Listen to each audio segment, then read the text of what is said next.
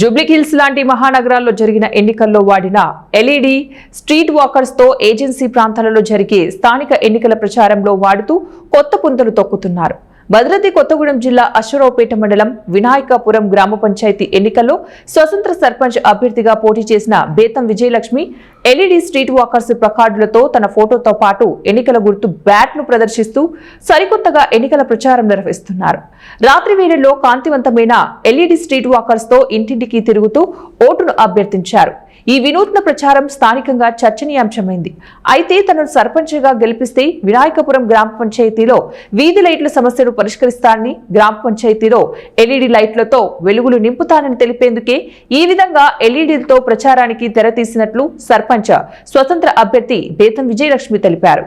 ఈ నూతన ఒరబడి ఎన్నికల ప్రచారాన్ని స్థానికులు ఆసక్తిగా చూస్తున్నారు.